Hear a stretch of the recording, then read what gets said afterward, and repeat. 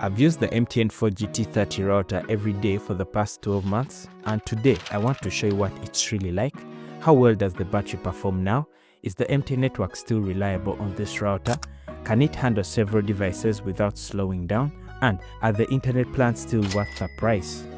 I'll also share a few issues I did expect on this router. For each part, I'll give a score out of 10.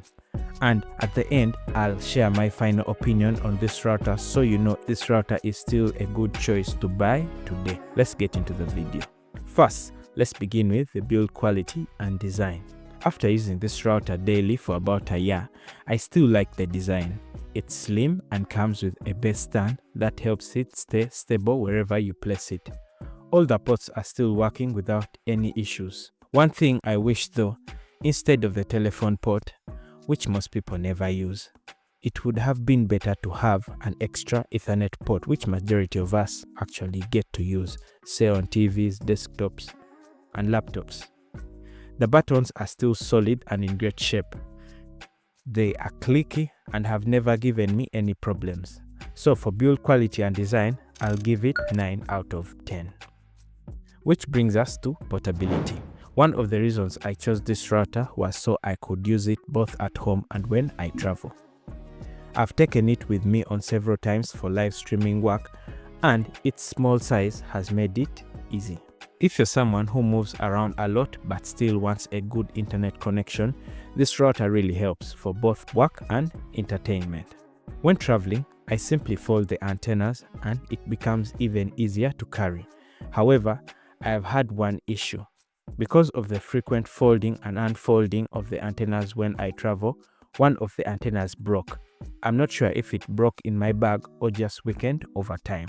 But in all fairness, I know someone else who travels with theirs and they haven't had any issues with the antennas. So for portability, I'll give it 7 out of 10. Let's talk about battery life. A portable router without a battery wouldn't make much sense. And that's one of the best things about this router. From the time I first unboxed and reviewed it, back then, it would last me 6 hours with 4 devices connected. This hasn't really changed. On some days, especially when I connect many devices, I get around 4 hours, but also know people who just use one device who go up to 7 hours. One feature I love is the Type-C charging port. It allows for faster charging, and if the cable gets damaged, you can easily replace it with any other Type-C cable you have lying around. Now, one issue I have faced is that the battery has slightly swollen. This makes it hard to close the back cover properly. I also heard from someone else who has the same issue. From what I have seen, this may be caused from always charging the router even when it's already full or placing it in areas with too much heat. The good news is the router can work even without the battery. Just plug it directly using the Type-C cable and you're good to go. My honest recommendation to MTN is to sell replacement batteries, especially for users who experience swelling of batteries or battery failure.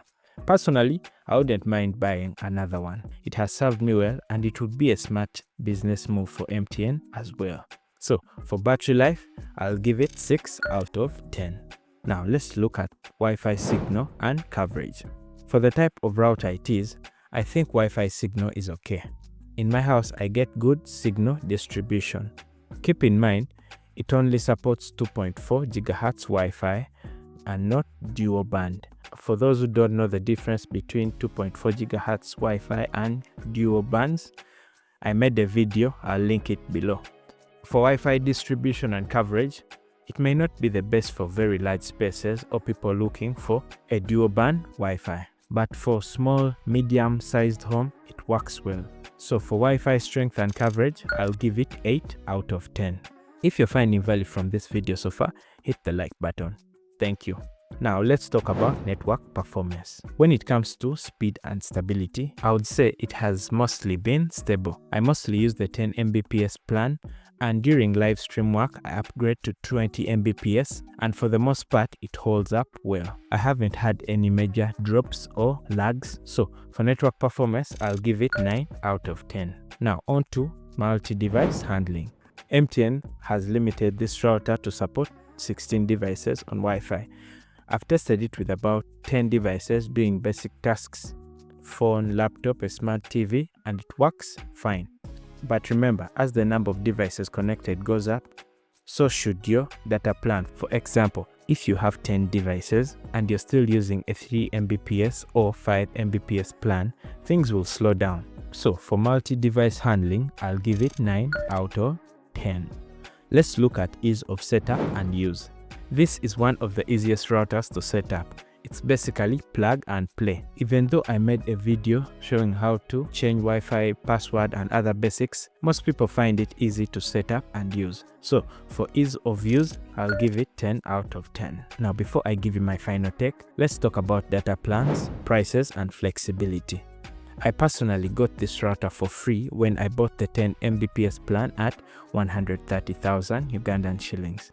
Here are the current plans for this router. 3 Mbps at 55k, 5 Mbps at 85k, 10 Mbps at 130k, 20 Mbps at 195k. MTN markets or used to market this router with unlimited plans, but in reality, they are not really unlimited. Each plan has a data limit, and once you finish the data, the speeds slow down. Internet will still work though until the end of the month, but it will just be much slower. And a lot of people may complain that the router may be slow, but it's often because they are using the wrong plan. If you are connecting many devices to a small plan, say 3 Mbps, of course it will slow down. Here is my general rule for plans, so you could follow. So for 3 Mbps, I advise to connect 1 to 2 devices. 5 Mbps, I advise to connect 3 to 4 devices.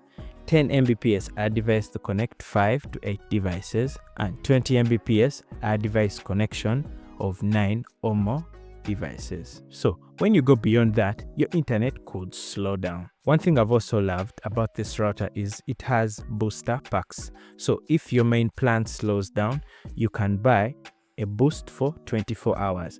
And here are the plans.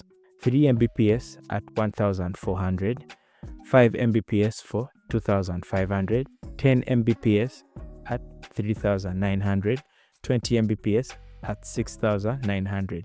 One thing to note is if your plan has expired, you cannot use a booster pack. You have to have a running plan, so you just boost it. I use the booster packs a lot, especially when I have urgent work but don't want to use a whole new monthly plan. I just boost the current plan I have. Say for streaming, when say I have a 10 Mbps plan, I just buy a 20 Mbps plan and boost for just that particular streaming work. So for pricing and flexibility, I give it 9 out of 10. So all things considered, is this router still worth it?